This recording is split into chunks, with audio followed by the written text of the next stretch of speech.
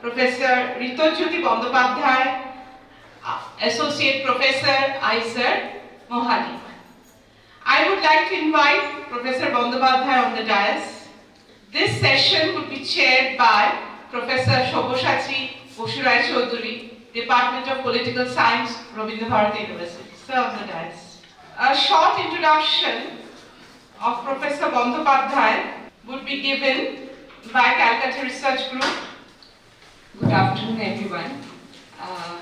It's a pleasure to come to Rabindra Bharati University after a long time, and we as a team of 6-7 members from CRG are present here.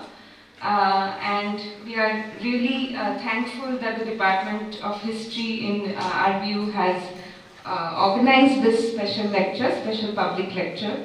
And we have many students, scholars, teachers, faculties and researchers present. It's a special occasion, and this is actually part of a public lecture series called City Lights. City Lights Public Lecture Series, and this is the second lecture here, which will be where we have Professor Ritujyoti Bandyopadhyay as our speaker today. So the City Lights lecture series has been conceptualized as a special lecture series, and it aims at talking and discussing and debating on the issues, contemporary issues of cities, looking at city in a historical sense, in a sociological sense, from the perspective of socio-economic political perspectives. So I'll read a part of the concept note here also. Drawing its name from Charlie Chaplin's iconic 1931 ode to the poetics of precarious lives, lived in the interstices of wealth and prosperous spaces of the city.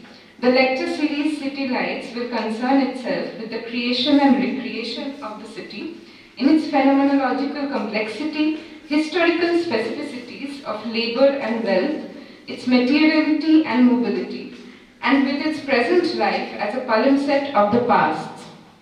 At the same time, as a site of logistical reorientations and infrastructural activities as part of a frenzied and continuous envisioning of a future.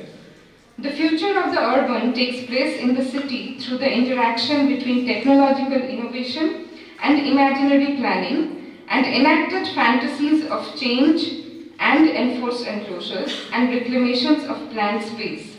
The urban future, governed and upended by politics of the city and the urban political, is also caught between aggression and care, violence of plans and regulations, and the contingencies of the informal, visions of the future and imaginations of the past, between generations, between greed of property, accentuated by practices of profit-making and assertions of justice, care and protection.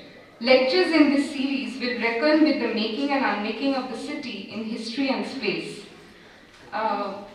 তো আজকের যে special লেকচারটা সেটা মূলত যেটা আমাদের title আপনারা দেখতেও পাচ্ছেন, the street and the making of সিটিজ, যেখানে রাস্তা মানে রাস্তা বাংলায় হয়তো শুধু রাস্তা একটা শব্দ, কিন্তু স্ট্রিট আর রোডের মধ্যে পার্থক্য করা হবে, এবং হিস্টোরিওগ্রাফি অফ দ্য স্ট্রিট সেটা একটা মূল বিষয় আলোচনার, এবং সেখানে কিভাবে রাস্তা কনসেপচুয়ালাইজ করা হয়েছে এবং নগরায়নের সাথে, নগর উন্নয়নের সাথে রাস্তা যেহেতু একটা ইনফ্রাস্ট্রাকচারাল একটা কানেক্টিভিটি, এবং কানেক্টিভিটির সাথে সাথে একটা প্লেস মেকিং এর একটা প্রসেস, সেই রাস্তাটা কিভাবে প্রোডাকশন অফ স্পেস এবং পলিটিক্যাল প্রোডাকশন অফ স্পেসে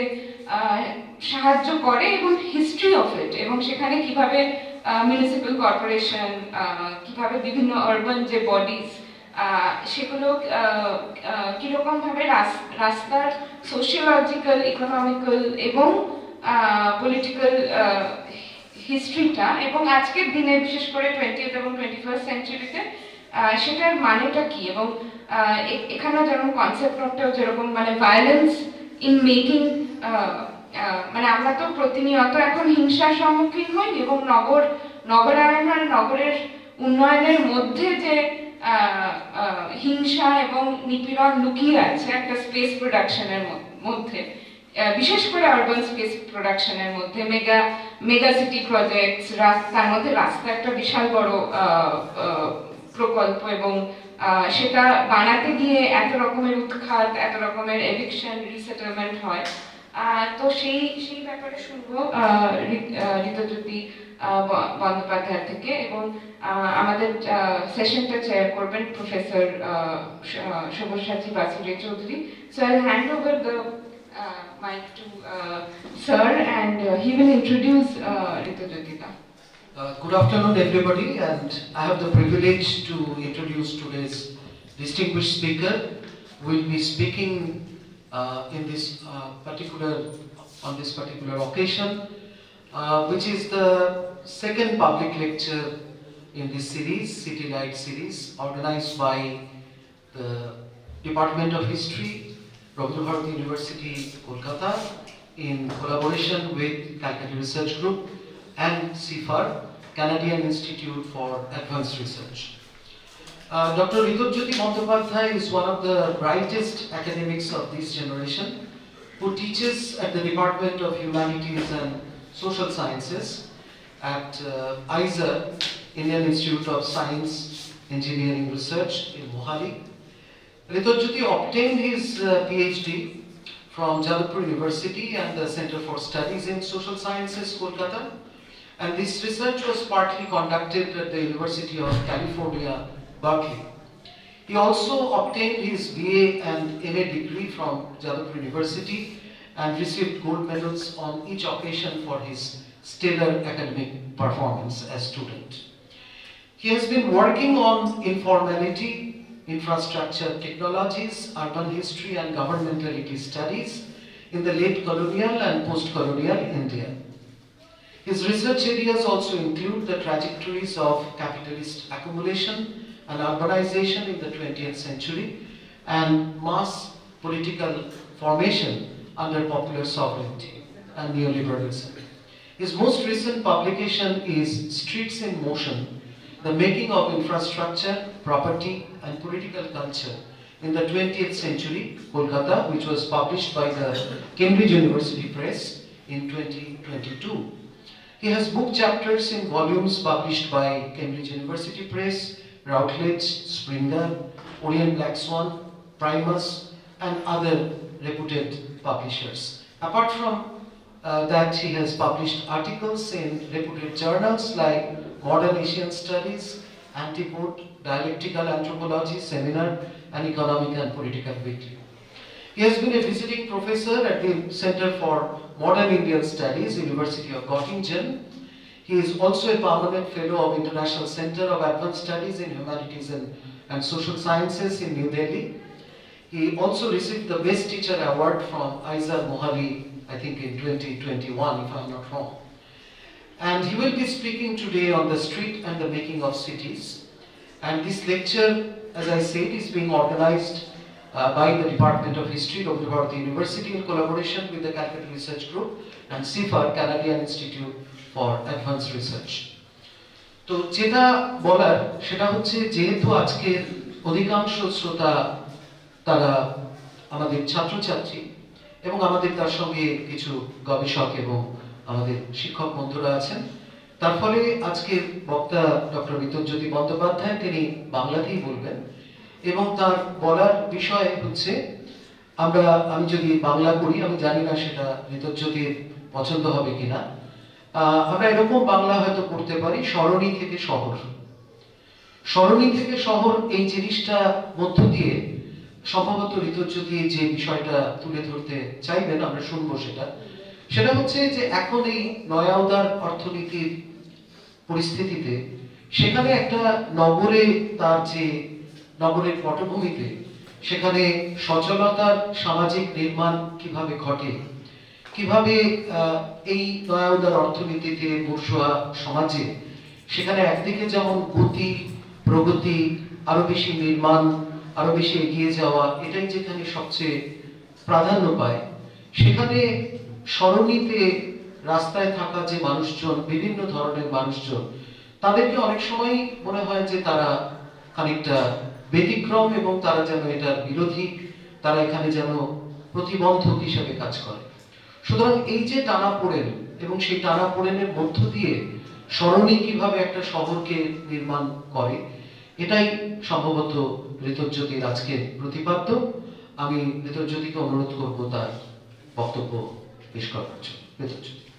আমি একটু ইংরেজি বাংলা মিশিয়ে বলবো।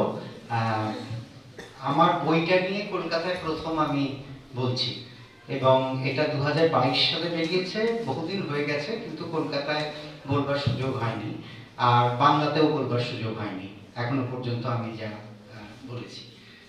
তো যেহেতু আমার সামনে প্রচুর ছাত্রছাত্রী, আমি কতগুলো প্রশ্ন করব, ঠিক আছে?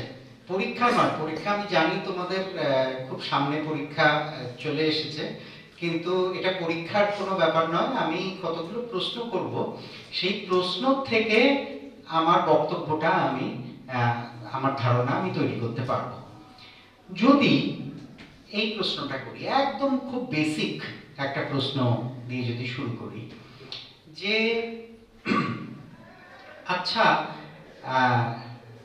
রাস্তা এবং শহরের রাস্তা, এইটার কথা যখন আমরা ভাবি খুব প্রাথমিকভাবে, ইমিডিয়েটলি যখন আমি বলছি প্রত্যক্ষভাবে, ইমিডিয়েটলি শব্দটার আমার কাছে যেটা অর্থ, সেটা হচ্ছে এলিমেন্টারি অ্যাপিয়ারেন্স বিফোর মিডিয়েশন। তো তার মানে হলো যে কোনো রকম ধারণার সাহায্য ছাড়া, কোনো রকম কনসেপ্টের সাহায্য ছাড়া যদি আমাকে জিজ্ঞেস করা হয় যে রাস্তা বলতে আমি কি বুঝি, এবং রাস্তার কথা ভাবলে প্রথমেই আমার চোখে কি ভেসে ওঠে বা আমার কানে কি শোনা যায়, যদি বলি যে আমি স্পর্শ করলে কি দেখতে পাই, এরকম আমার 6টা বা 5টা ইন্দ্রিয় সাহায্যে আমি শহরের রাস্তার কথা যখন ভাবি, তখন প্রথমেই আমার কি মনে হয়? এটা কি কেউ বলতে পারবে? একটু শুরু করবে? তোমরা না শুরু করলে আমি শুরু করতে পারি। দেখো, দুরকম ভাবে প্রশ্নের উত্তর দেয়া যায়। একটা হচ্ছে আমি বলি যে যুধিষ্ঠিরের মতো উত্তর।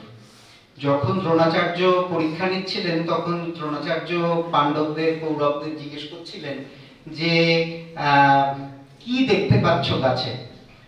তখন যুধিষ্ঠিরের উত্তর ছিল, যুধিষ্ঠির সবার বড় ভাই, যদিও সেটা নিয়ে বিতর্ক আছে, কিন্তু সবার বড় ভাই, যুধিষ্ঠিরকে জিজ্ঞেস করলেন দ্রোণাচার্য, যুধিষ্ঠির তুমি কি দেখতে পাচ্ছ? যুধিষ্ঠির উত্তর দিলেন যে আমি আপনাকে দেখতে পাচ্ছি, আমার ভাইদের দেখতে পাচ্ছি, আমি গাছপালা পশু পাখি দেখতে পাচ্ছি, আমি একটা পাখিও দেখতে পাচ্ছি, আমি সবকিছু দেখতে পাচ্ছি। এটা একটা mode of answering the question. আর একটা মোড, দ্বিতীয় মোড যেটা, সেটা হচ্ছে অর্জুনের মতো করে উত্তর দেয়া। অর্জুনকে যখন জিজ্ঞেস করলেন ঘুরতে ঘুরতে ঘুরতে ঘুরতে, অর্জুন বাবা তুমি কি দেখছো?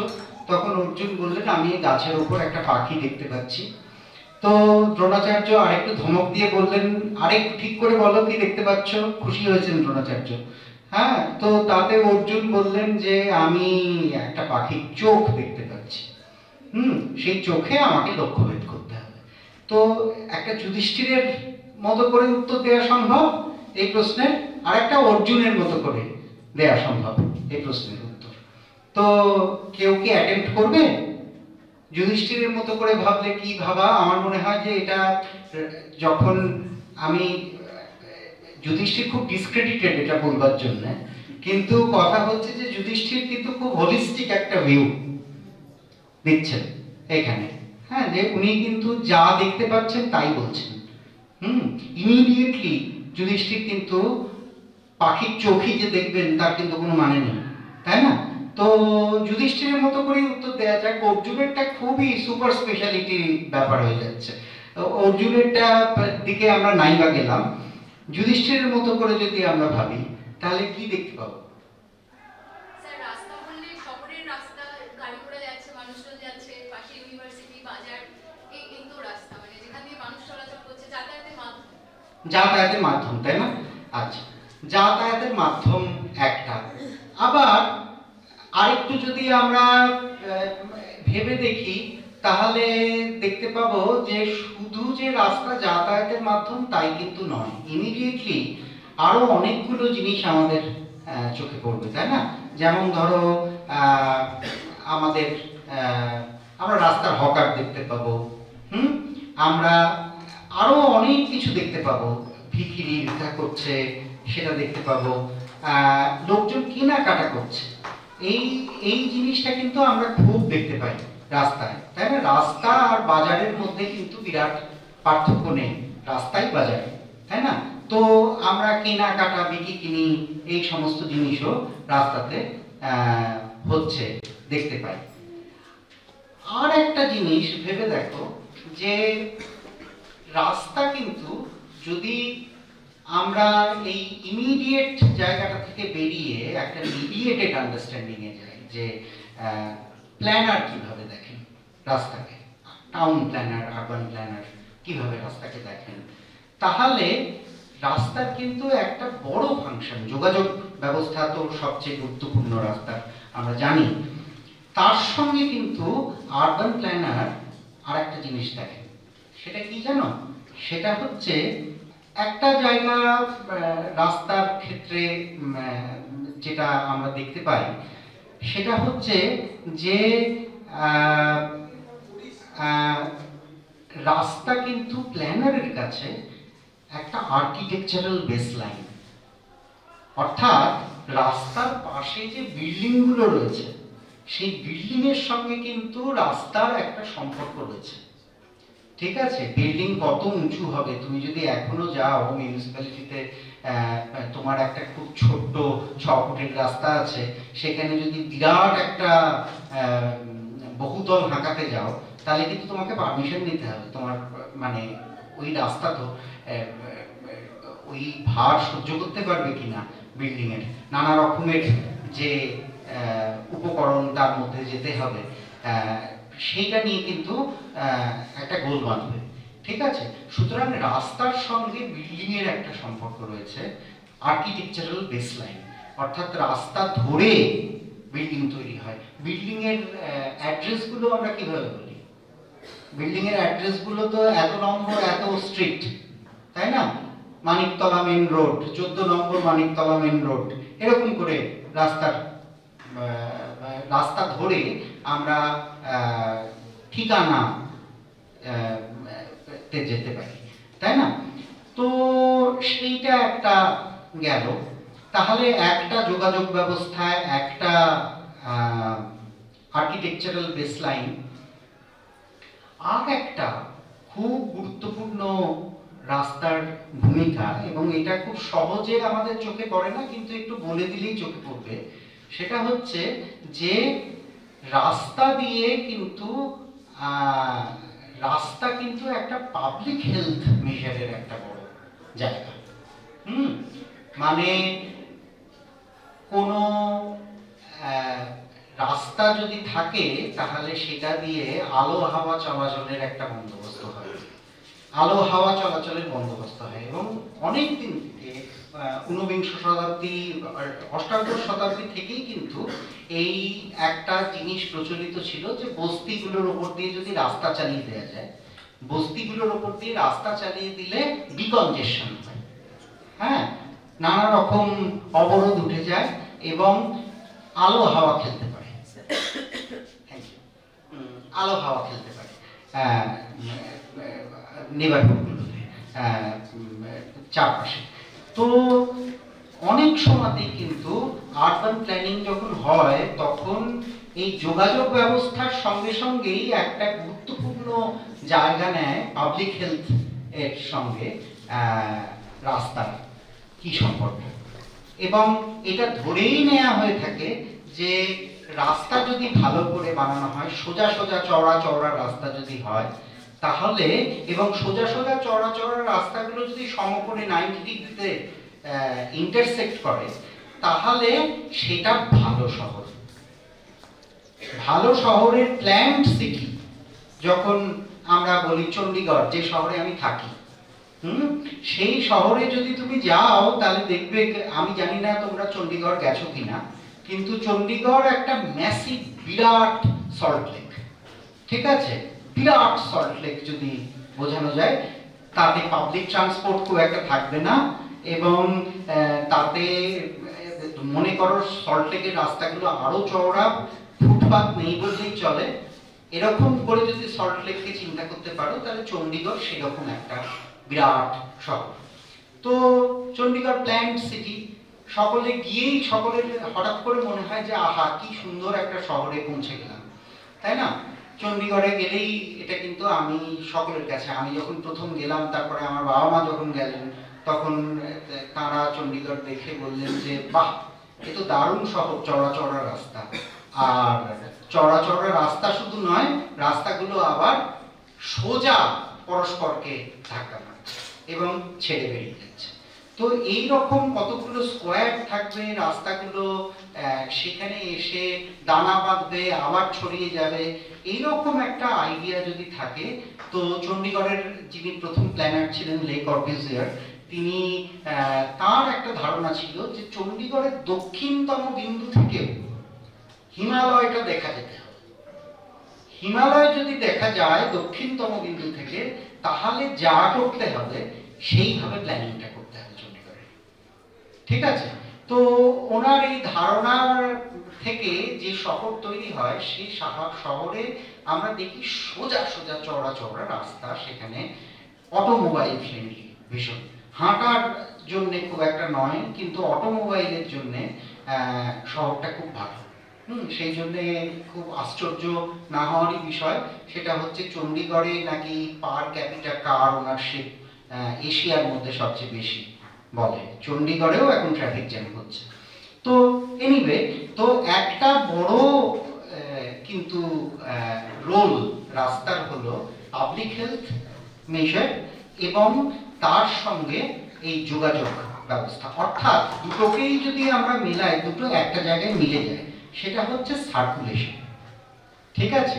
সেটা জল হোক, সেটা হাওয়া হোক, সেটা গন্ধ হোক, সেটা যানবাহন হোক চলাচলের জন্য, যানবাহন তুমি বললে, হ্যাঁ, যানবাহন চলাচলের কথা বললে। তো রাস্তার এইগুলো যখন প্ল্যানার একটা শহরকে ভাবেন, যখন পরিকল্পনার কথা ভাবা হয়, তখন রাস্তা নিয়ে এই ধরনের চিন্তা ভাবনাগুলো করা হয়। আর একটা বিরাট রোল আছে রাস্তার, যেটা খুব সহজে চোখে দেখতে পাওয়া যায় না, কিন্তু যেটার কথা ঐতিহাসিকরা আমাদের বারবার বারবার স্মরণ করে দিয়েছেন। তোমরা যদি ক্লাস স্ট্রাগল ইন ফ্রান্স পড়ো, সেখানে এঙ্গেলসের যে মুখবন্ধটা রয়েছে, হ্যাঁ, সেখানে যদি দেখো তাহলে দেখবে যে সেখানে একটা জিনিস বলা হচ্ছে, সেটা হচ্ছে এই বিদ্রোহ প্রবণ শহরগুলোকে যদি শায়েস্তা করতে হয়, বিদ্রোহীদের যদি শায়েস্তা করতে হয়, বিদ্রোহীদের শায়েস্তা করবার সবচেয়ে ভালো রাস্তা হচ্ছে রাস্তা তৈরি করা। বিদ্রোহীরা কাবু হয়ে যায়। অনেক দিন আগে আমি যখন ছাত্র, মাস্টার্সের ছাত্র, তখন আমি একটা কাজ করেছিলাম, একটা স্কলারশিপ পেয়েছিলাম তো যাদবপুরে। তো আমি কাজ করেছিলাম বাঁকুড়ার মঠগোদায়, মঠগোদা মহকুমায় ব্লকে, মঠগোদা ব্লকে একটা জায়গায় আমি কাজ করেছিলাম। এবং সেখানে লোকজন আমায় বলেছিলেন যে, বিষ্ণুপুরের লোকও বলেছিলেন যে এই নকশাল আন্দোলন যখন শুরু হয়, নকশাল আন্দোলনকে কার্ভ করবার জন্য এখানে বড় বড় বড় বড় রাস্তা জঙ্গল ভেদ করে, শাল গাছ কেটে জঙ্গল ভেদ করে চালিয়ে দেওয়া হয়েছিল, টু দ্য এক্সটেন্ট যে আমাদের বাড়ির থেকে রেল লাইনের দূরত্ব যেন কমে গেল এবং আমরা রেল লাইন দেখতে পাই। এটা কিন্তু সাংঘাতিক ব্যাপার, গ্রামের আব্রুর ক্ষেত্রে রেল লাইন দেখতে পাওয়া যায় কিনা, এটা একটা খুব বড় ঘটনা।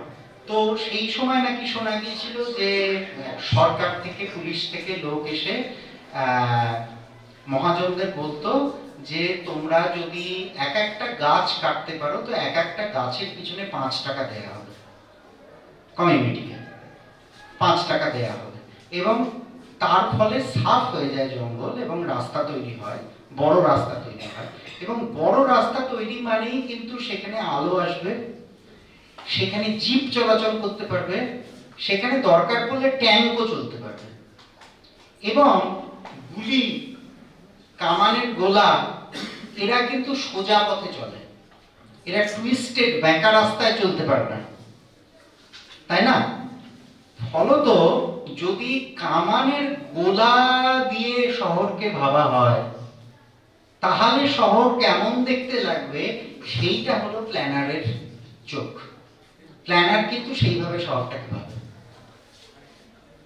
প্ল্যানারের অঙ্কে কিন্তু একটা বড় জায়গা, ক্যালকুলেশনে প্ল্যানারের কিন্তু একটা খুব বড় জায়গা হচ্ছে যে এই এমন ভাবে একটা রাস্তা বানানো যেটা দিয়ে ট্যাঙ্ক চলতে পারবে শহরের মধ্যে, এবং ট্যাঙ্কের সামনে গোলা সোজা বেরিয়ে যাবে।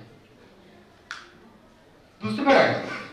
কলকাতা শহরে যদি তোমরা লক্ষ্য করে থাকো তাহলে আমাকে যদি, আমি তো ছোটবেলায় ছাত্র আন্দোলন করেছি একটু একটু, তো কলকাতা শহরে 5000 লোক যদি আমায় দাও তাহলে কিন্তু কলকাতা শহরকে একেবারে স্তব্ধ করে দেওয়া যায়। 50টা বড় বড় ইন্টারসেকশন আছে কলকাতা শহরে এবং সেখানে সুন্দর করে কিছু লোককে শুয়ে পড়তে হবে, ঠিক আছে? সেইটা যদি করতে পারো, কলকাতা শহরে আর গাড়ি ঘোড়া চলবে না। কারণ কলকাতা শহরের একটা বড় অংশ কিন্তু প্ল্যানকে অতিক্রম করে তৈরি হয়েছে। প্ল্যান হয়েছিল, কলকাতা শহরেও প্ল্যান হয়েছিল, সেই নিয়েই আমার বই, তো আমি সেটা একটু একটু পড়ে শোনাবো তোমাদের। কিন্তু কথা হচ্ছে যে কলকাতা শহরে 5000 ছেলে মেয়ে যদি চায় তাহলে কিন্তু কলকাতা শহরকে এক মুহূর্তের মধ্যে, সবাইকে এক মুহূর্তে শুয়ে পড়তে হবে। তাহলে 5 থেকে 10,000 হলে তো কলকাতা শহরকে একদম বিপর্যস্ত করে দেওয়া যাবে জনসংযোগ বন্দোবস্ত। এটা একটা অঙ্ক আছে, এটা একটা হিসেব আছে, সেটা কাউন্টার ইনসার্জেন্ট যারা তারাও যেমন জানে তেমনি ইনসার্জেন্টরাও জানে, বিদ্রোহীরাও জানে কি করে বন্ধ করে দিতে হয়, তাই না? কিন্তু সেই একই কাজ লুটিয়ান্স দিল্লিতে পারবে করতে, সেই একই কাজ ভুবনেশ্বরে পারবে, সেই একই কাজ সল্ট লেকে করতেই জীবন বেরিয়ে যাবে। সল্ট লেকেই করা যাবে না। সল্ট লেকে এত আন্দোলন হয়, সল্ট লেকে একটা কোণে বসে থাকে, হ্যাঁ, বিরাট খবর কিছু হয় না, হ্যাঁ, তার কারণ রাস্তা আটকাতে না পারলে কিন্তু বিদ্রোহ মানুষের কাছে পৌঁছায় না, বুঝলে? রাস্তা যদি আটকাতে না পারা যায় তাহলে কিন্তু বিদ্রোহ মানুষের দৃষ্টিগোচর হয় না, মানুষের কানেও পৌঁছায় না, হ্যাঁ, মানুষ শুনতে পায় না। তো বিদ্রোহকে যদি রাস্তা আটকাতে না দেয়া হয় তাহলে সেই বিদ্রোহর বার্তা বিদ্রোহীদের বাইরে পৌঁছাতে পারে না। এই ফার্মার্স মুভমেন্টের কথা ভাবো, 1 বছর ধরে তারা করলোটা কি? 1 বছর ধরে মূল কাজ যেটা তারা করেছিল সেটা হচ্ছে দিল্লির সঙ্গে হরিয়ানার এবং উত্তরপ্রদেশের এবং পাঞ্জাবের সংযোগ, যেগুলো সেই সংযোগ ব্যবস্থাটার কেন্দ্রগুলোতে, যেখান থেকে দিল্লি শহর বেরিয়ে যাচ্ছে হরিয়ানায় উত্তরপ্রদেশে, সেরকম কতগুলো বর্ডারে গিয়ে বসে পড়লো। এবং বসে পড়ে যেটা করলো সেটা হচ্ছে ওখানেই খাওয়া দাওয়া, ওখানেই বিকিকিনি, ওখানেই আরো নানা রকম সামাজিক ব্যবস্থা তৈরি করে ফেললো। 1 বছর ধরে বসে থাকতে গেলে কি পরিমাণ লজিস্টিক্স লাগে, হ্যাঁ, 1 লাখ লোক 1 বছর ধরে বসে আছে মনে করো, তার তো একটা দুধের সাপ্লাই আসছে, জলের সাপ্লাই আসছে, হ্যাঁ, আটার সাপ্লাই আসছে, আলুর সাপ্লাই আসছে, সেগুলো তো আসছে কোথা থেকেও, গ্রামগুলো থেকেই আসছিল, সেগুলো। তো আমার একটা ছাত্র সেই সাপ্লাই লাইনগুলো দেখছে যে কিভাবে সেই সাপ্লাই লাইনগুলো ও ট্র্যাক করে করে বুঝবার চেষ্টা করছে যে তাহলে পার্টিসিপেট কে করলো এই আন্দোলনে। যারা বসে থাকলো তারাই কি পার্টিসিপেট করলো, না পার্টিসিপেশন একদম ঘরের ভেতরে চলে গেছিল এই মুভমেন্টের সময়। তো কথা হচ্ছে যে তার ফলে আমি যেটা বলতে চাইছি, তো রাস্তা তার ফলে কিন্তু বিদ্রোহীদের জন্য খুব গুরুত্বপূর্ণ একটা সিম্বল। রাস্তাই একমাত্র রাস্তা। রাস্তার কথা যখন আমরা বলি তখন বারবার এইবার পথে নামতে হবে, এইবার রাস্তায় নামতে হবে, রাস্তায় না নামলে আর হচ্ছে না। হ্যাঁ, তো ডিএ আন্দোলন রাস্তায়, ছাত্র আন্দোলন রাস্তায়, আরজি করের আন্দোলন রাস্তায়। তো আন্দোলন করতে গেলে রাস্তায় নামতে হয়। এইটা আমরা 19 শতাব্দী থেকে বিভিন্ন জায়গায় 19 শতাব্দী থেকে একটা জিনিস আমরা দেখতে পেয়েছি। তো যেটা হতো সেটা হচ্ছে 19 শতাব্দী অবধি ইউরোপে কোনো বিদ্রোহ যদি হতো তাহলে সেটা যদি শহরকে কেন্দ্র করে হতো। অষ্টাদশ শতাব্দীর আগে পর্যন্ত কিন্তু ইউরোপের তামাম বিদ্রোহ গ্রাম কেন্দ্রিক ছিল। অষ্টাদশ শতাব্দীর শেষের দিক থেকে ফ্রেঞ্চ রেভলিউশনের সময় থেকে মূলত কিন্তু শহর কেন্দ্রিক বিদ্রোহগুলো। এবং বিদ্রোহের একটা সবচেয়ে বড় প্রকরণ ছিল রাস্তাগুলোকে ঘিরে ব্যারিকেড তৈরি করা। ব্যারিকেড তখন কিন্তু পুলিশ, আমরা এখন পুলিশের ব্যারিকেড ভাঙি, হ্যাঁ, পুলিশের ব্যারিকেডে টপকে চলে যাওয়া ইত্যাদি ইত্যাদি এসব করতে হয় এখন, কিন্তু ব্যারিকেড ছিল বিদ্রোহীদের অস্ত্র।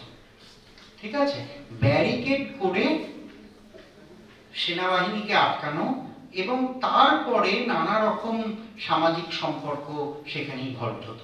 হ্যাঁ, যে ভেতরে যারা থেকে গেল তাদের মধ্যে, এবার তাদের মধ্যে যদি ভুল বোঝাবুঝি থাকে, যেমন ধরো পেটি বুর্জোয়াদের সঙ্গে প্রোলেতারিয়ান ক্লাসের একটু ঝামেলা হলো, সেই ঝামেলায় কিন্তু আস্তে আস্তে ওই ব্যারিকেডটা নরম হতে থাকে, ব্যারিকেড নরম হতে থাকে, ইন্টারনাল কন্ট্রাডিকশন তৈরি হয় বিভিন্ন ক্লাসের মধ্যে, ব্যারিকেড নরম হতে থাকে এবং তখন ব্যারিকেড ভেঙে দেওয়াটা কিন্তু সহজতর হয়। বাইরের থেকে কোনো ফোর্স যদি আসে তাহলে কিন্তু তাদের পক্ষে সহজতর হয় ব্যারিকেড ভেঙে দেওয়া।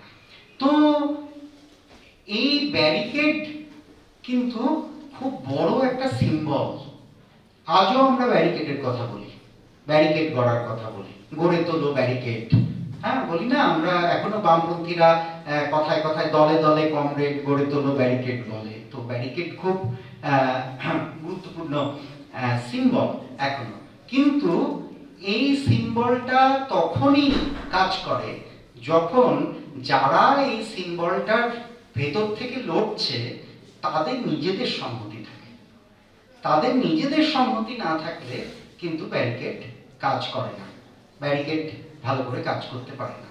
তো দেখা যাচ্ছে তাহলে যে রাস্তায় একই সঙ্গে শাসকের এবং বিদ্রোহীর জন্যে খুব গুরুত্বপূর্ণ একটা উপকরণ, তাই না? এটুকু কি বোঝা গেল? বেশ। তো কথা হচ্ছে যে তার ফলে রাস্তা কিন্তু আধুনিক শহর জীবনে কেবলমাত্র যোগাযোগ ব্যবস্থাই নয়, ঠিক আছে, যোগাযোগ ব্যবস্থা বন্ধ করার জন্য রাস্তা খুব গুরুত্বপূর্ণ।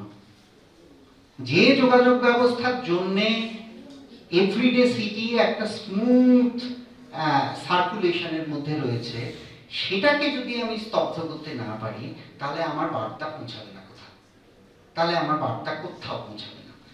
তো এইরকম একটা পরিস্থিতিতে, এরকম যখন আমি ভাবছি, হবসবমের একটা খুব সুন্দর ছোট্ট লেখা আছে, এরিক হবসবম ঐতিহাসিক, তার একটা খুব ছোট্ট লেখা আছে 1968 সালে, সেখানে কলকাতার কথাও রয়েছে। তখন কলকাতায় নকশাল আন্দোলন চলছে, ট্রাম বাস পোড়ানো হচ্ছে, হ্যাঁ, ট্রাম পোড়ানোর একটা রেফারেন্স রয়েছে সেই লেখাটায়। সিটিজ অ্যান্ড ইন্টারাকশনস, এই ছোট্ট একটা 5 পাতার লেখা, এই লেখাটা তোমরা আজকেই বাড়ি গিয়ে পড়ে ফেলো যদি না পড়ে থাকো, সিটিজ অ্যান্ড ইন্টারাকশনস। এই লেখাটা খুব ইম্পর্টেন্ট লেখা।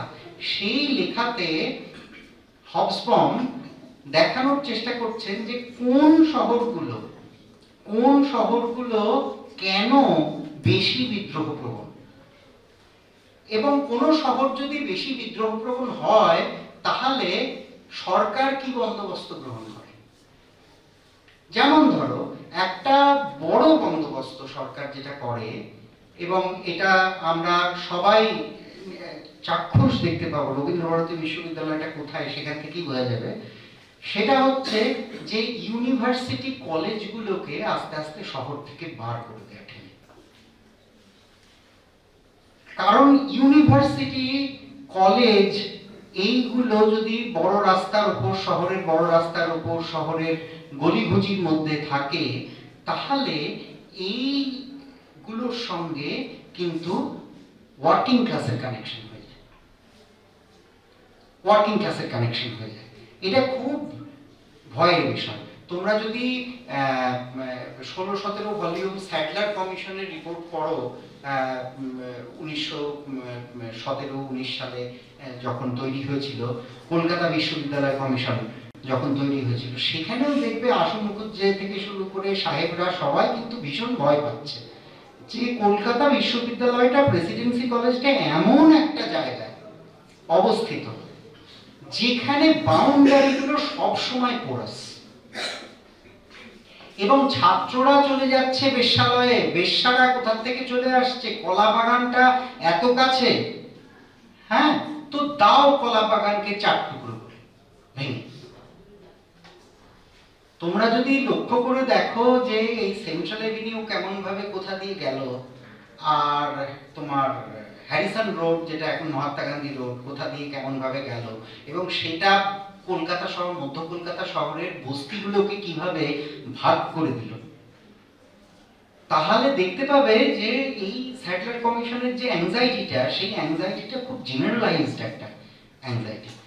তার ফলে যখন বিএইচইউ তৈরি হচ্ছে তখন শহর বাইরে তৈরি হচ্ছে সেটা, হ্যাঁ, যে ওয়ার্ল্ড ক্যাম্পাস হবে, গোটা শহরটাই বিশ্ববিদ্যালয়, ইউরোপের যে মডেল সেইটা নিয়ে প্রচুর ঝামেলা তৈরি হচ্ছে 19th century, late 18th century, 19th century থেকে, আমাদের দেশে 20th সেঞ্চুরি থেকে প্রচুর ঝামেলা তৈরি হচ্ছে। তো এইগুলোকে আলিপুরে পাঠিয়ে দাও, হ্যাঁ, বালিগঞ্জে পাঠিয়ে দাও, হ্যাঁ, এখানে পাঠিয়ে দাও, ওখানে পাঠিয়ে দাও। বিশ্ববিদ্যালয়, নতুন বিশ্ববিদ্যালয় শহরের মধ্যে হলে খুব মুশকিলের বিষয়। তো এই একটা ছোট্ট গল্প বলে তারপর আমি আমার বইতে যাব। তো এইগুলো আমি পড়াশোনা করছিলাম, এই জিনিসগুলো এই বইটা লেখার আগে। তো করতে করতে করতে করতে তখন অনলাইন হয়নি, কিন্তু টাইমস অফ ইন্ডিয়া আর স্টেটসম্যান আমি খুব মন দিয়ে তখন পড়ছিলাম। তখন ওই অর্ডিন্যান্স বিল্ডিং এর যে ন্যাশনাল লাইব্রেরির অফিসটা, ওইখানে খবরের কাগজ, পুরনো খবরের কাগজ রাখা থাকতো, এখন বোধহয় আর ওখানে থাকে। তো কথা হচ্ছে যে পুরনো খবরের কাগজ দেখছি দেখছি দেখছি দেখতে দেখতে দেখতে দেখতে আমি একটা জিনিস দেখছি যে এই টাইমস অফ ইন্ডিয়ায় সেই সময় যিনি এডিটর ছিলেন, তিনি অনেকগুলো খোলা চিঠি মিসেস গান্ধীকে লিখেছিলেন, ইন্দিরা গান্ধীকে। আর টাইমস অফ ইন্ডিয়াকে আমি খুব সিরিয়াসলি নিই, তার কারণ হচ্ছে Times of India bourgeois sensibility represent করে ভারতবর্ষে, ঠিক আছে, বুর্জোয়া সেন্সিবিলিটি রিপ্রেজেন্ট করে। টাইমস অফ ইন্ডিয়া কি বলছে সেখান থেকে বোঝা যায় রুলিং এলিট কি ভাবছে বা কি ভাবতে চায়, কেমন ভাবে দুনিয়াটাকে দেখতে চায়। যেমনি চমস্কি একবার বলেছিলেন, ওয়াল স্ট্রিট ম্যাগাজিনটা মন দিয়ে পড়ুন, ওটা পড়াটা খুব জরুরি। হ্যাঁ, ওই বিদ্রোহীদের কাগজ পড়ার থেকে ওয়াল স্ট্রিট ম্যাগাজিন পড়লে অনেক ভালো ক্যাপিটালিজম বোঝা যায়। তো আমিও মনে করি ভারতবর্ষের রুলিং এলিট কিভাবে ভাবেন সেটা যদি বুঝতে হয় তাহলে টাইমস অফ ইন্ডিয়া পড়তে হয়। তো আমি সেই ভেবে টাইমস অফ ইন্ডিয়া দেখছি। তো সেইখানে গিরিলাল জৈন, যিনি তখন টাইমস অফ ইন্ডিয়ার এডিটর ছিলেন, গিরিলাল জৈন একটার পর একটা চিঠি ছাড়ছেন ইন্দিরা গান্ধীর উদ্দেশ্যে, খোলা চিঠি। এবং এটা আমি বলছি একদম নকশাল আন্দোলনের পরে, মানে এই ইমার্জেন্সির সময়ে এবং ইমার্জেন্সির পরেও কয়েকটা চিঠি আছে। এবং সেই চিঠিতে গিরিলাল জৈন বলছে যে আপনার সবচেয়ে বড় সমস্যা হচ্ছে এই শহরের ইউনিভার্সিটিগুলো, এবং এই শহরের ইউনিভার্সিটি থেকে ছেলে মেয়ে বাইরে বেরিয়ে যায়, এদেরকে একটা পে কমিশন, এদেরকে একটা ডিসেন্ট লাইফস্টাইল দিন, এদেরকে একটা ভালো মাইনের বন্দোবস্ত করুন, জেআরএফ এসআরএফ এর বন্দোবস্ত করুন, আটকে দিন। এইটা যদি করতে পারেন তাহলে কিন্তু মানসিকতার একটা বিরাট বড় গ্যাপ তৈরি হয়ে যাবে। বিদ্রোহী এবং মধ্যবিত্তর মধ্যে মানসিকতার যদি একটা বিরাট গ্যাপ রচনা করতে হয়, বিরাট পার্থক্য রচনা করতে হয়, তাহলে মধ্যবিত্তকে একটা লাইফস্টাইল দিতে হবে। কোথাও সল্ট লেক তৈরি করে দিতে হবে, হ্যাঁ, কোথাও এই সমস্ত জিনিস তৈরি করে দিতে হবে। মধ্যবিত্তকে যদি একটা লাইফস্টাইল দেওয়া যায় তাহলে এই আটকানো যাবে, এই ধরনের বিদ্রোহ আর হবে না। তো আমি তো মনে করি যে খুবই সাংঘাতিক সাজেশন ছিল এটা যদি ভেবে দেখো। এবং পরবর্তীকালে আমি যে বিশ্ববিদ্যালয়ে কাজ করি, যেখানে কাজ করি আইজার, হ্যাঁ, সেইটা সবগুলোই কিন্তু শহর থেকে বেরিয়ে বিরাট বড় একটা দেওয়াল রচনা করে তার উপর বার্ড ওয়্যার দিয়ে সেইটা করে সুরক্ষিত করে একটা স্পেশাল একাডেমিক জোন এসএজেড তৈরি করা। এসএজেড ক্ষেত্রে আগে কিন্তু এসএজেড এসছে, এইভাবেই এসছে। তো কথা হচ্ছে যে স্পেশাল একাডেমিক জোন তৈরি করে তার মধ্যে পুড়ে দাও, একটা লাইফস্টাইল দাও, সুন্দর সুন্দর রাস্তা বানিয়ে দাও তার ভেতরে, তাহলে এই দেওয়াল টপকাবে না কেউ। আর দেওয়াল না টপকালেই সমস্যার সমাধান। যত র্যাডিক্যালিজম ওটার ভিতরে করো, ওটার মধ্যে করো, তাতে কিছু এসে যায় না, কিন্তু তার বাইরে তোমাকে বেরোতে দেওয়া হবে না। তার বাইরে তুমি বেরোবে না, তোমার সমস্ত যে ডেইলি নেসেসিটি সেগুলো ভেতরের আমরা সাপ্লাই দেবো, বন্দোবস্ত করবো। তো আমার এইটা মনে হতো এই বইটা লেখার আগে যে কেন এই ইউনিভার্সিটি ক্যাম্পাসগুলোকে জেলের মতো লাগে, জেলখানার মতো লাগে। কেন এই ইউনিভার্সিটি ক্যাম্পাসগুলোতে এরকম বড় বড় পাঁচিল, জেএনইউ দেখেছো? জেএনইউ যদি দেখো তাহলে দেখবে যে পাঁচিলটা দুর্গের মতো, জেএনইউ এর পাঁচিলটা দুর্গের মতো। এবং এই পাঁচিলটা কিন্তু বেসিক্যালি ছাত্র সমাজকে রাস্তার থেকে আলাদা করবার জন্য, ছাত্র সমাজকে রাস্তার থেকে আলাদা করবার জন্য তৈরি হয়েছে। সুতরাং এটা, এই দেওয়ালটা শুধুমাত্র ফিজিক্যাল ওয়াল নয়, এটা মেথোডোলজিক্যাল ওয়াল, এটা এপিস্টেমিক ওয়াল। এই দেওয়াল আর এই রাস্তা নিয়ে এই সমস্ত ভাবনা চিন্তা করতে করতে আমার পিএইচডি তখন হয়ে গেছে, এবং আমি একটা জায়গায় পড়াচ্ছি, centre for studies in social sciences কলকাতায়, তখন আমি পড়াতাম। কলকাতাতেই কেরিয়ার শুরু করেছিলাম। তো সেখানে আমি পড়াতে শুরু করলাম। তো সেইখানে পড়াতে পড়াতে আমার একটা জিনিস মনে হলো যে আমি এতদিন যে কাজ করতাম, হকারদের নিয়ে আমার পিএইচডি কাজ ছিল, একটা চ্যাপ্টার আছে এখানে, বাকিটা অন্য হিস্টোরিক্যাল অনেক বেশি। তো আমি তখন যেটা করেছিলাম সেটা হচ্ছে হকার সংগ্রাম কমিটি বলে একটা বস্তু আছে, একটা ফেডারেশন অফ ইউনিয়নস আছে হকারদের। তো সেইটার কাগজপত্র দেখার আমার সুযোগ হয়েছিল, এবং সেইটার কাগজপত্র আমি খানিকটা সংহত করে একটা আর্কাইভ তৈরির দিকে আমরা সেই সময় গিয়েছিলাম। তো সেই আর্কাইভ থেকেই আমার পিএইচডির কাজকর্ম হয়েছিল। তো আমার মনে হতে থাকলো যে আমি তো এই নিচের থেকে যে আর্কাইভ তৈরি হয়েছে সেইটা দেখেছি, কিন্তু উপরের দিকের থেকে যে আর্কাইভটা তৈরি হয় সেটা তো আমার চোখে পড়েনি, তার একটা বিরাট বড় কারণ হচ্ছে হকাররা নন কগনিজেবল অফেন্স বলে একটা জিনিস হয়, 5 বছর পর সমস্ত ডকুমেন্ট হকারদের সঙ্গে যে কনফ্লিক্টগুলো হয় তার ডকুমেন্ট নষ্ট হয়ে যায়, নষ্ট করে দেওয়া হয়। তো তার ফলে আমি সরকারি মহাপেজখানায় যে বিরাট কিছু পেয়েছি তা কিন্তু নয়। আমাকে এথনোগ্রাফি করতে হয়েছে, আমাকে লোকের সঙ্গে কথা বলতে হয়েছে, আমি কয়েকদিন একটু হকার সেজেছিলাম। হ্যাঁ, তো সাজতে গিয়ে দেখলাম যে সবাই আমায় ধরে ফেলছে আমার চশমার কারণে। হ্যাঁ, বলছে যে এরকম হকার হয় না। হ্যাঁ, তো তুমি কাকে ফাঁকি দিচ্ছ? তো কথা হচ্ছে যে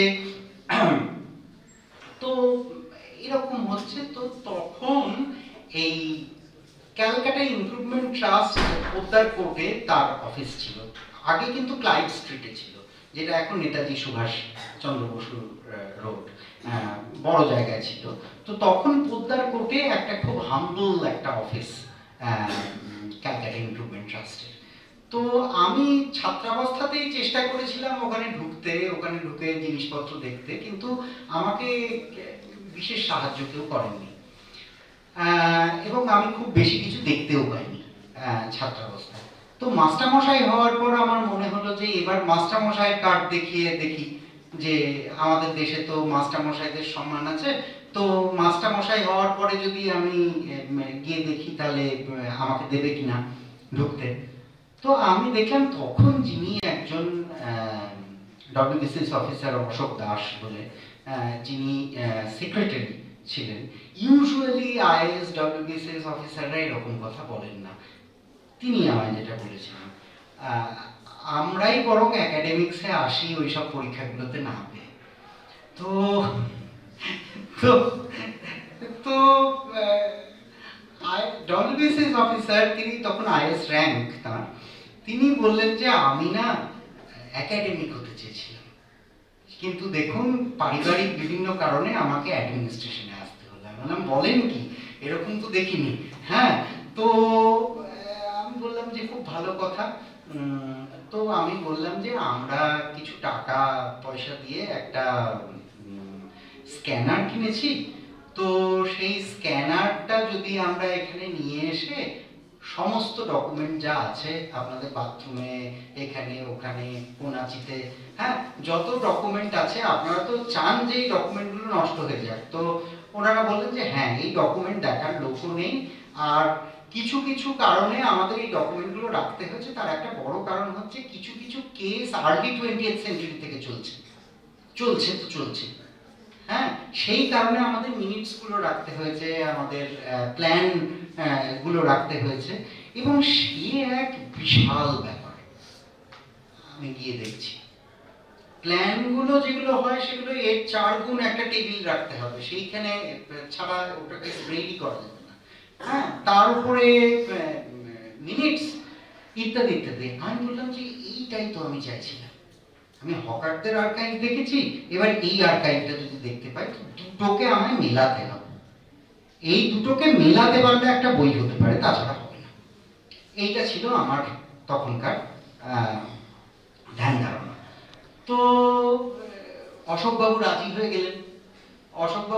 হয়ে গেলেন।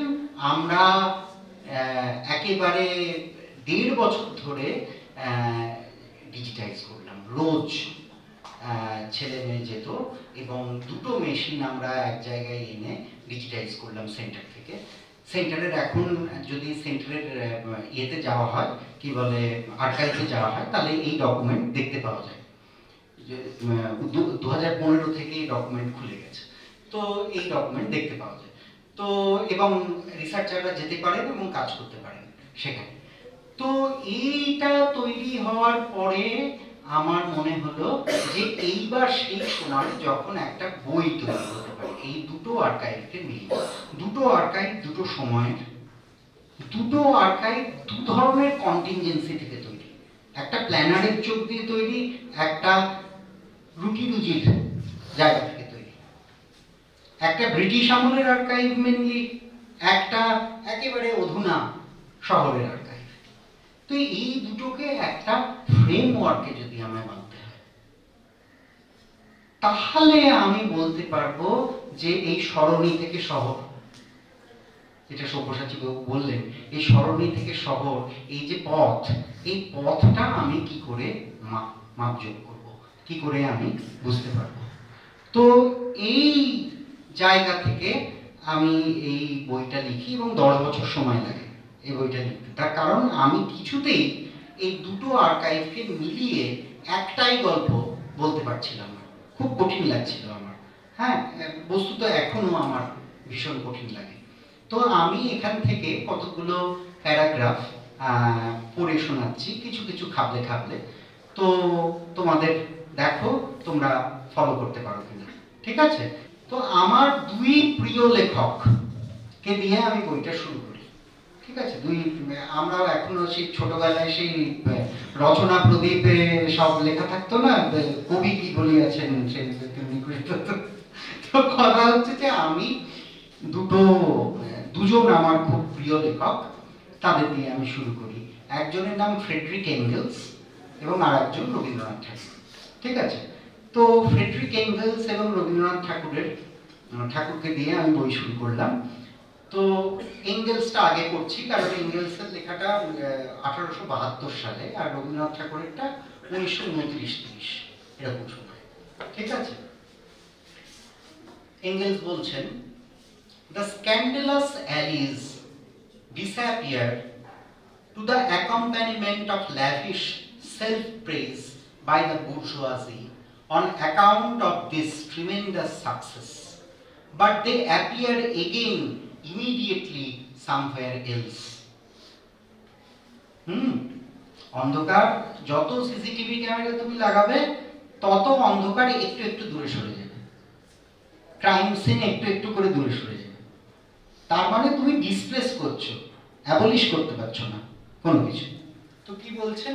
"The breeding place of disease, the infamous holes and cellars in which the capitalist mode of production confines our workers night after night are not abolished, they are merely shifted elsewhere. The same economic necessity that produced them in the first place produces them in the next place." তারপরে একটা কবিতা, এটা সহজ পাঠের কবিতা, এটা নিশ্চয়ই সহজ পাঠ কি এখনো পড়ানো হয়? সহজ পাঠ ঠিক আছে, আছে না? তো ওই কবিতাটা আমি একটুখানি ইংরেজিতে একটুখানি বলছি, তোমাদের বলতে হবে এটা কোন কবিতা, তাহলে বুঝতে পারবো অনুবাদটা যখন হয়েছিল ঠিকই হয়েছিল। "Oh, what a dream of dreams I had one night. I could hear Binu crying." একদিন রাতে আমি স্বপ্ন দেখি। Very good. So, oh, what a dream of dreams I had one night.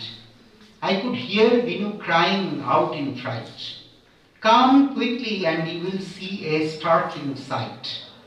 Our city is rushing in a headlong flight." তারপর খানিকটা গিয়ে "Rolls on the Howrah Bridge." এখান থেকে কিন্তু স্ট্রিটস ইন মোশন গেল, ঠিক আছে? City in motion, street in motion.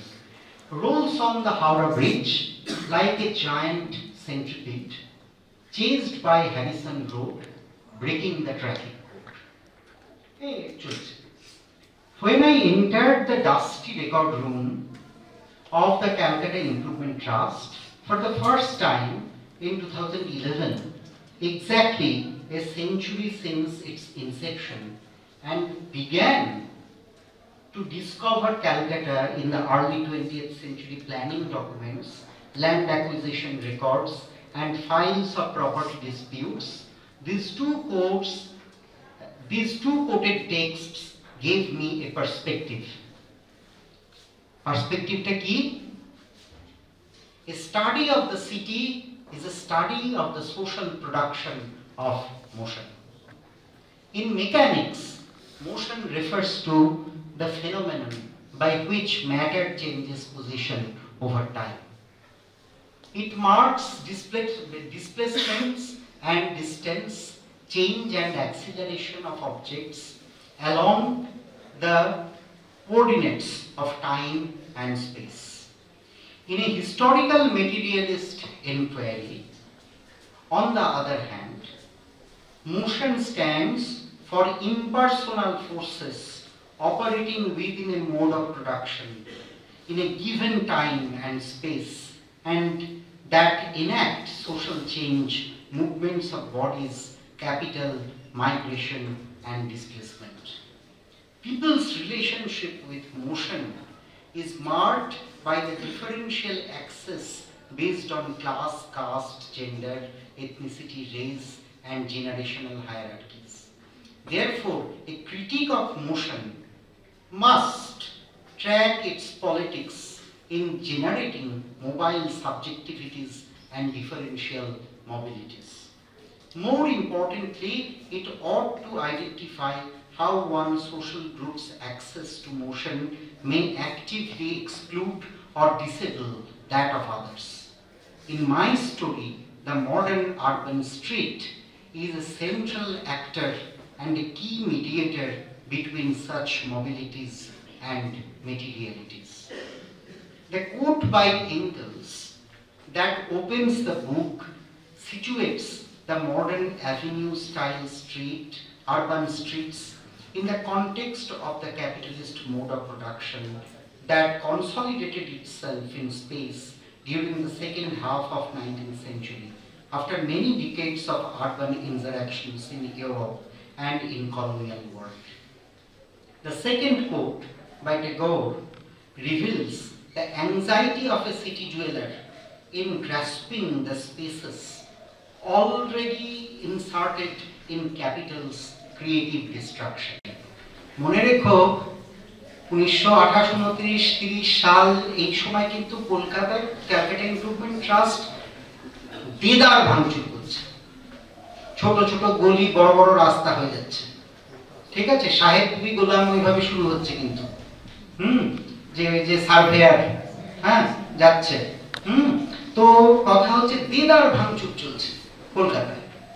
সেই সময় একদিন রাতে আমি স্বপ্ন দেখিল, এটা কিন্তু সেন্ট্রাল এভিনিউ এর রেন্টিয়ার ক্লাসের গল্প, ঠিক আছে, মারোয়ারিদের হাতে যারা আস্তে আস্তে আস্তে আস্তে প্রাইমেসি হারাচ্ছে তাদের গল্প। রবীন্দ্রনাথ ঠাকুর কিন্তু সেরকম একটা বাড়ির লোক, ঠিক আছে।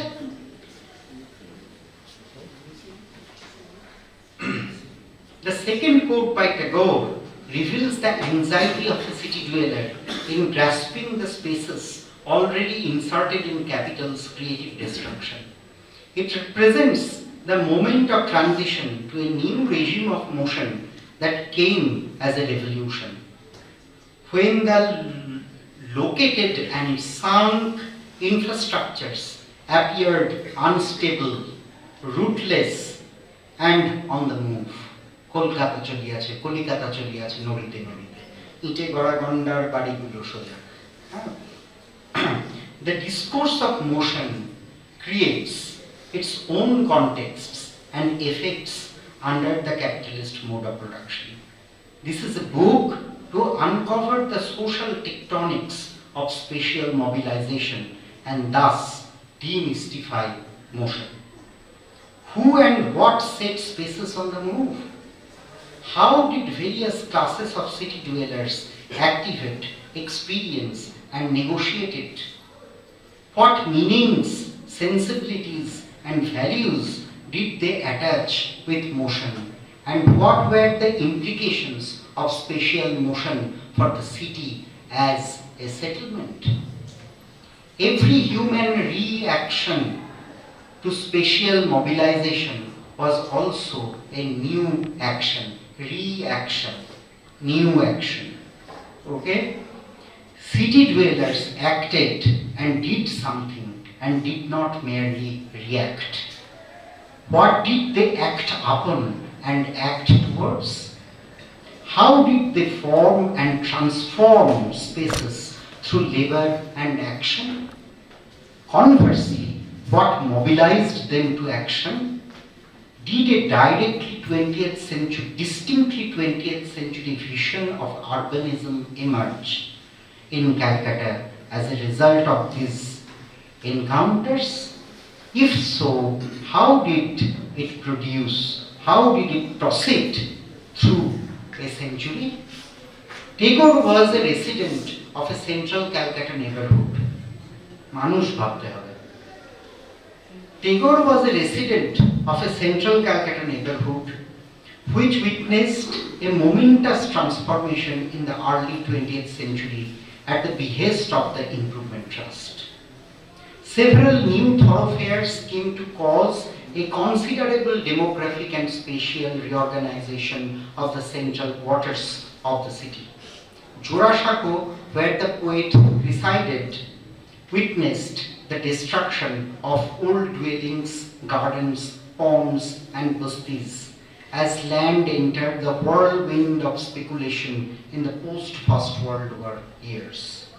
The new North-South Central Avenue, built between 1914 and 1928, divided central Calcutta into two halves and swallowed neighborhoods, houses, and lanes that dotted the place in the 19th century. The Tagore family and other already decaying rentier Bengali families lost control over the city as many of the bastis, houses, bazaars, and shops they once possessed and circulated in the rental market gave way to compulsory land acquisition and real estate developments, and were passed on to the city's upwardly mobile Marwari trading community. The new automobile-friendly avenue-style streets unsettled the old Bengali rentier class. They also cast out a large section of the lower middle class and working class populations as they brought the hitherto locked up spaces into the circuits of capital accumulation. The recycling of the inner city was accompanied by several schemes aimed at the phased dispersal of residents into Calcutta's frontier suburbs. But in the frontiers, planned urbanization ensured large-scale enclosure, land use transformation, and dispossession. Furthermore, a large section of those evicted due to inner city gentrification could not find resettlement in these new suburbs due to already high land prices. These changes intensified social tensions in the city sharply in the interwar years. The new streets and public spaces which emerged as a result of this urban revolution became entangled with the distinctly 20th century developments of mass communalism, trade unionism, popular sovereignty, mass democracy, and the collective encroachment of vital urban infrastructures by the dispossessed. How did the city embrace and evolve with this new political climate? How did the production of space and production of political culture condition each other over the 20th century? In this book, I propose to develop an approach to urban history by theorizing and historicizing the street that emerged in the context of the 19th century urban interactions and evolved with the 20th century automobile revolution and mass political culture. I work at two registers: a local history of Calcutta in colonial and post-colonial periods, and a theorizing of the logistical and political cultural centrality of the street within this rubric. The book discusses the street as an apparatus of city making and moves on to various kinds of subject formation over the 20th century. It is also about the ways in which various social groups accessed, inhabited, and attached meanings to the street, imagined the city, and how the street shaped and molded social relations, cooperation, and conflicts in the 20th century city. In so doing, I study institutions, conventions, policies, power, and politics that contributed to the making and governing of the street. As an instrument of politics, the street was central to the execution of state power, class power, communal authority and their contestations. I have three central objectives.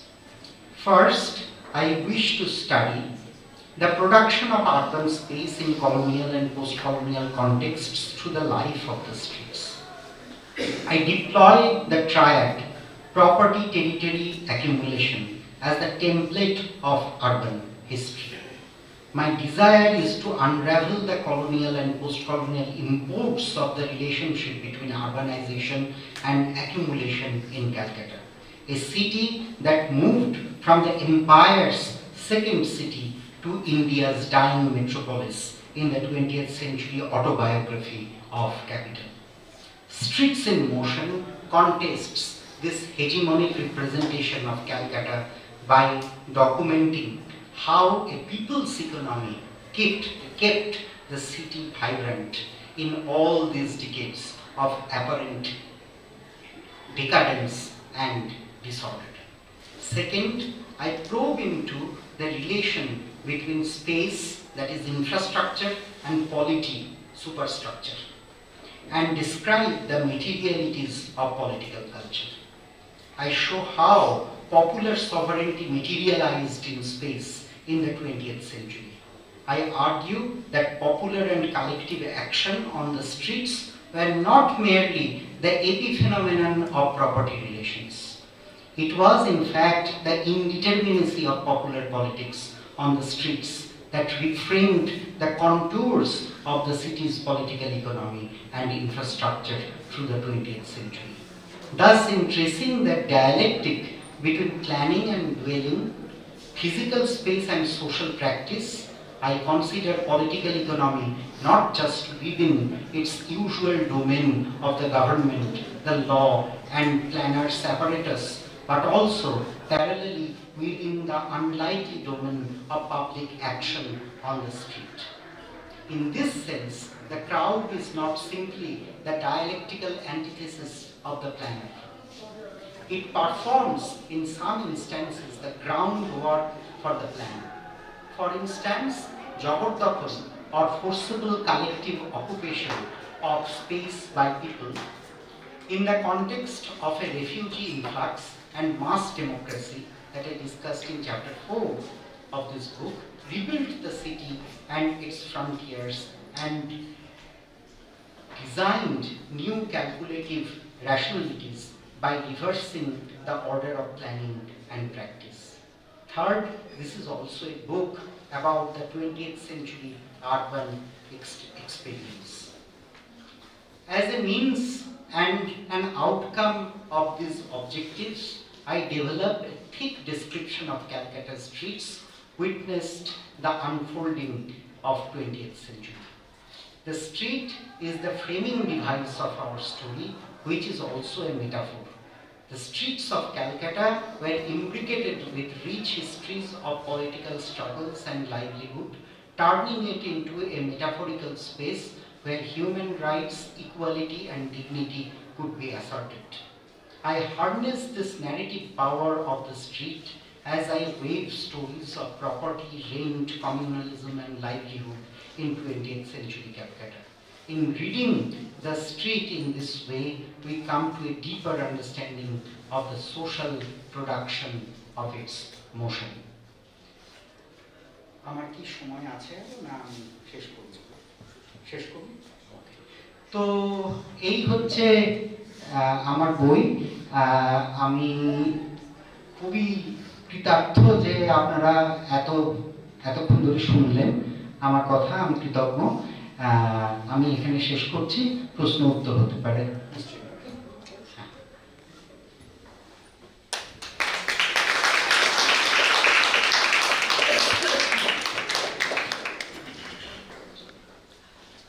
আমার মনে হয় যে যেভাবে স্মরণিক ইতিহাস, স্মরণিক চলা, রাস্তার ইতিহাস থেকে যেভাবে শহরের নির্মাণকে ঋতজ্যোতি তুলে ধরেছেন চমৎকারভাবে তার বক্তৃতায়, তারপরে সারাংশ পুনরাবৃত্তি করা বাতুলতা।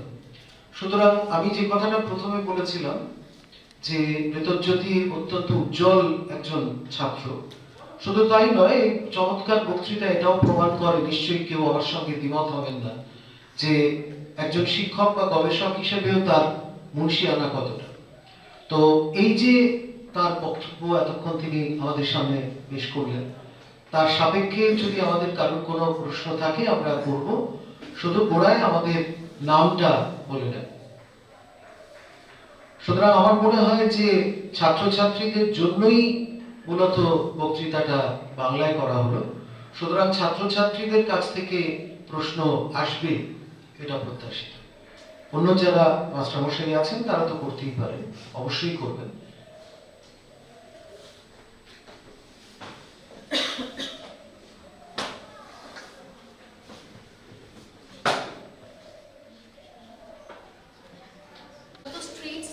আর কলকাতাকে বেস করে বললেন, আমি একটু মানে এটার বাইরে এই বিষয়টা নিয়ে বলবো, যেহেতু আপনি ল্যান্ড ইউজ ট্রান্সফরমেশন নিয়ে বলেছেন। এই মুহূর্তে নর্থ বেঙ্গল রিজিয়নে এমন কিছু highways, state highway, national highway, state highways তৈরি হচ্ছে, যেগুলো আমরা দেখতে পাচ্ছি সোশ্যাল ফরেস্ট এবং যে ফার্ম ল্যান্ডগুলো রয়েছে সেগুলোকে নিয়ে, মানে কিনে নিয়ে প্রাইভেট কোম্পানিগুলো সেখানে ন্যাশনাল হাইওয়েজ, স্টেট হাইওয়েজ তৈরি করছে। তো স্যার, আমার কোয়েশ্চেনটা হচ্ছে যে তাহলে কি এই হাইওয়েজগুলো বা এই যে রাস্তাগুলো তৈরি হচ্ছে এগুলোকে কোনোভাবে হেল্প করবে এই স্মল ভিলেজগুলোকে ডেভেলপমেন্টে বা এগুলোর আরবানাইজেশনে?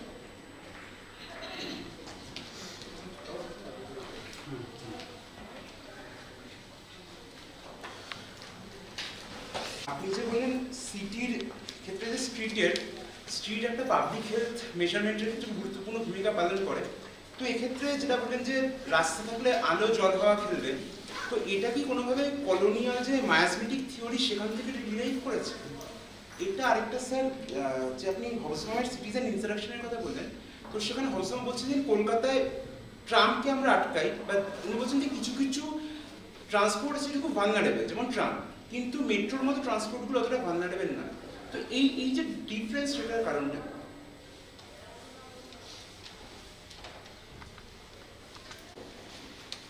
স্যার, প্রথমেই সুন্দর লাগলো আপনার বক্তৃতা, এবং আমার যে প্রশ্নটা সেটা আপনি যেটা বললেন যে প্রোটেস্ট এবং রেভলিউশন এই দুটোর সাথে শহরের রাস্তার একটা বড় সম্পর্ক রয়েছে, এবং সেক্ষেত্রে শাসক শ্রেণীর একটা দৃষ্টিভঙ্গি রয়েছে। তো তাদের কি এটা মাথায় আসেন যে এটা একটা নতুন একটা মাধ্যমকেও তো খুলে দিচ্ছে বিদ্রোহের ক্ষেত্রে? কারণ আমরা দেখতে পাচ্ছি দেওয়ালে পোস্টার টানানো হচ্ছে, দেওয়ালের পোস্টারটা সেটা সাধারণ মানুষজন চলাফেরার পথে দেখতে পাচ্ছে, দেওয়ালে বিভিন্ন কিছু লেখা হচ্ছে বিভিন্ন প্রচারের মাধ্যমে, যেটা আমরা 70s এর কোনো ফিল্ম দেখলেই দেখতে পাই। আছে বিভিন্ন নকশালপন্থী বিভিন্ন উদ্ধৃতি দেওয়া হচ্ছে, ক্যাপিটালিজমের বিরুদ্ধে প্রচারটা আরো দ্বিগুণ হচ্ছে। তো সেক্ষেত্রে তাদের দৃষ্টিভঙ্গি কি ছিল, আর তারা এটাকে কিভাবে কাউন্টার করার কথা ভেবেছিল, যদি আপনি একটু বলেন।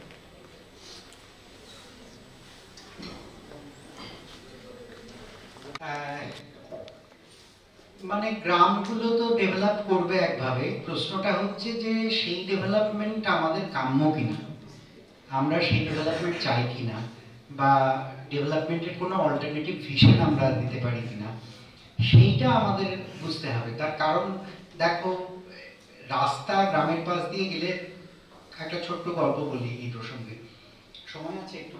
হ্যাঁ, তো একটা ছোট্ট গল্প বলি। সেটা হচ্ছে এই তখন ওই মাইসুর ব্যাঙ্গালোর করিডোরটা তৈরি হব করছে, সেই সময়কার কথা। এবারে হলো কি, সেটা হচ্ছে যে যদি কর্ণাটকের ওই অঞ্চলের ল্যান্ড ইউজ দেখো, তাহলে একটা জিনিস খুব ক্লিয়ার, যে যারা তোমার ওই জায়গাগুলোতে কিন্তু তোমার একটু খরা প্রবণ ওই জায়গাগুলো, ফলত ব্রাহ্মণ এবং তামাম যে সমস্ত আপার কাস্ট, তাদের জমিগুলো একটু ভেতরে ট্যাঙ্কের কাছে থাকে, তাদের যে ওনারশিপের জমি, আর দলিতদের জমি অনেক দূরে। ঠিক আছে, এবার যখন করিডোর তৈরির কথা ভাবা হলো, তখন ভাবা হলো যে এইগুলো বাছর জমি দিয়ে যেতে হবে, যে জমি এক ফসলা সেখান দিয়ে যেতে হবে, 3 ফসলা 4 ফসলা জমির উপর দিয়ে গেলে তো কৃষিকাজ নষ্ট হবে। তো হঠাৎ করে কিন্তু একটা জিনিস ওখানকার গ্রামবাসীরা বলতে শুরু করলো, সেটা হচ্ছে ব্রাহ্মণ এবং ডমিনেন্ট কাস্টের লোকজন, গৌড়ারা ওইখানে ওরা কিভাবে একটা খবর পেয়ে গেল যে রাস্তার ম্যাপটা এইভাবে যাবে, দুমদাম রাস্তা কিনে জমি কিনতে শুরু করলো দলিতদের থেকে। তখনও কিন্তু ল্যান্ড অ্যাকুইজিশন হয়নি, ল্যান্ড অ্যাকুইজিশনের জল্পনা কল্পনা চলছে। এবং সরকারি অফিসে কারা কাজ করে? সরকারি অফিসের একটা বড় অংশ তো আপার কাস্ট বা ডমিনেন্ট কাস্ট। তাদের মাধ্যমে খবর কিনশিপ নেটওয়ার্কে চলে এসেছিল দলিতদের আগে, নইলে দলিতরা জমিটা ছাড়তো না। তো যখন তার ফলে ল্যান্ড অ্যাকুইজিশন হলো, তখন আপার কাস্ট আবার একবার লাভ করলো। এতদিন পর্যন্ত ট্যাঙ্কের কাছে জমি ছিল, তার ফলে 4 ফসলা ছিল জমি, 3 ফসলা ছিল ধরে নাও। এবারে যেখান দিয়ে রাস্তা যাবে সেখানকার জমি কিনে নিয়ে 10 বছর ধরে সেই জমি ধরে রেখে তারা বিক্রি করে কম্পেনসেশন পেয়ে লাভ করলো। ঠিক আছে, তো কথা হচ্ছে যে এইটা ডিপেন্ড করবে ওই গ্রামের, যে গ্রামের পাশ দিয়ে রাস্তা যাচ্ছে সেই গ্রামের ক্লাস স্ট্রাকচার কি, সেই গ্রামে কে বেশি শক্তিশালী, সেই গ্রামে ইনফরমেশন কিভাবে চলাচল করছে, অনেকগুলো জিনিসের ওপর নির্ভর করবে যে ওখান থেকে যে বেনিফিটটা তৈরি হবে সেখানে বেনিফিটেড রিয়েলি কে হবে তুলনামূলকভাবে, তাই না? তো সেইটা হচ্ছে আমার আমি যতটুকু বুঝলাম তোমার প্রশ্ন। হ্যাঁ, এটা মিয়াজমা থিওরি থেকে আসছে এবং পার্থ দত্তর বইয়ে এটার একটা খুব ভালো ট্রিটমেন্ট রয়েছে। মিয়াজমা থিওরি থেকে কিভাবে এই ধরনের একটা ধারণা আসছে যে নকশা, স্মেল এবং অন্ধকার এইগুলো হচ্ছে পাবলিক হেলথের জন্য খারাপ, এখান থেকে এপিডেমিক ছড়ায়। তো এই এপিডেমিক ছড়ানোর থেকে শহরকে রক্ষা করতে গেলে কিভাবে এই অন্ধকার জায়গাগুলোকে দেড়ে মুশে শেষ করে সেখান দিয়ে বড় বড় রাস্তা বানাতে হবে। তুমি ঠিকই বলেছ। দ্বিতীয়টা প্রশ্ন ছিল ট্রাম। হ্যাঁ, ট্রাম আটকে গেলেও আমাদের ছোটবেলাতেও আমরা দেখেছি যে ট্রাম যদি লাইনচ্যুত হয়ে যায় তাহলে তো তোমরা নিশ্চয়ই খুব প্রচুর দেখেছো, ট্রাম লাইনচ্যুত হয়ে গেলে ওইখানে বিরাট গ্যাঞ্জাম হয়ে যেত। ট্রাম এমন একটা ভেহিকল যেটা ইটসেলফ অবস্ট্রাকশন, হ্যাঁ, যেটা ইটসেলফ ইজ অ্যান অবস্ট্রাকশন। ঠিক আছে, তো ট্রামকে সরানো করানো তখন খুব কঠিন। তার ফলে ট্রাম রেবেলদের জন্য খুব ভালো একটা ডিভাইস, রেবেলদের জন্য খুব ভালো একটা ডিভাইস। অন্যদিকে তোমার মেট্রোকে মাটির তলা দিয়ে চালালো। কলকাতাতে এই সমস্ত প্ল্যানিংগুলো কিন্তু 70s মেনলি 70s হয়েছে এই প্ল্যানিংগুলো, এবং এটা হওয়ার কিন্তু পিছনে কলকাতার যে রেপুটেশন, হ্যাঁ, কলকাতার যে আরবান ইনার্শিয়া, কলকাতার যে রেপুটেশন, সেই রেপুটেশন একটা বিরাট রোল প্লে করেছিল। এই যে তুমি যদি তখনকার মানে ফোর্ট ফাউন্ডেশনের সঙ্গে রাজ্য সরকারের কি ধরনের কথাবার্তা চালাচালি হচ্ছে, কি ধরনের চিঠি চাপাটি, একটা খুব ভালো বই বেরোবে, আমি রিসেন্টলি রিভিউ করলাম এটা, সেটা হচ্ছে গৌরব চুনিবালা গর্গের একটা বই বেরোবে কেমব্রিজ থেকে। তো সেইখানে এটার একটা ভালো ট্রিটমেন্ট আছে, সেটা দেখে নেওয়া যেতে পারে। কিন্তু কথা হচ্ছে যে এমনটা নয়, আমি মনে করি না যে মেট্রো আপাত দৃষ্টিতে অ্যান্টি ইন্টারাকশন হলেও সেটাকে কোনোভাবে ব্যবহার করা যাবে না। তুমি একটা জিনিস মনে করো, লন্ডন টিউবে যখন বোমাতঙ্ক হয়েছিল, হয়ে তো ছিল, আমি সমর্থন করছি না, কিন্তু আমি বলছি যে করা যায় না তা কিন্তু নয়।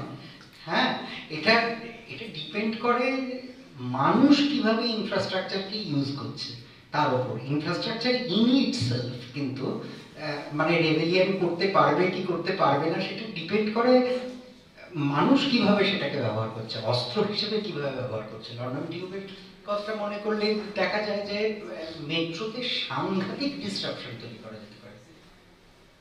কত সুইসাইড তো শহরে হয় রোজ, কিন্তু মেট্রোর লাইনে ঝাঁপ দিলে কেন সেটা খবর হয়? গলায় দড়ি দিলে তো খবর হয় না।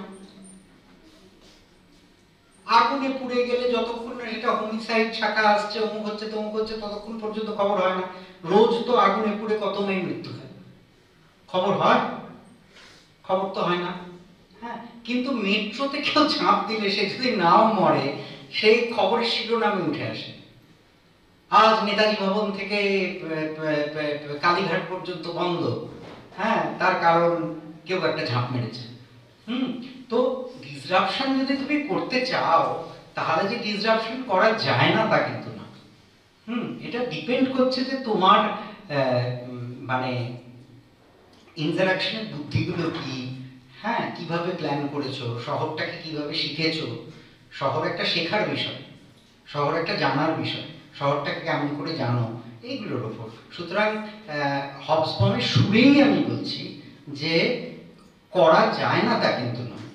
হ্যাঁ, কিন্তু একই টেকনিক ব্যবহার করা যাবে না। যেটা রাস্তার উপরে হচ্ছে সেটা মাটির তলাতেও হবে, একই ফর্মুলা খাটবে তা কিন্তু নয়। ফর্মুলা ইভলভ করতে হবে, বুঝা গেল? আচ্ছা, তারপরে যেটা তুমি বললে একই কানেক্টেড প্রশ্ন, খুবই ভালো প্রশ্ন, সেটা হচ্ছে দৃষ্টিভঙ্গির কথা। হ্যাঁ, জানে, কিন্তু কথা হচ্ছে যে উপায় থাকে না। মানে একটা আর একটাকে প্রডিউস করে, একটা আর একটাকে সৃষ্টি করে, সৃষ্টির পিছনে লুকিয়ে আছে। যেমন ধরো, আমার বইতেই আমি এটা অনেক অনেক পাতা ধরে দেখানোর চেষ্টা করেছি, তুমি পড়লে দেখতে পাবে যে 19th সেঞ্চুরি শহরে তো মিছিল মিটিং হতো না।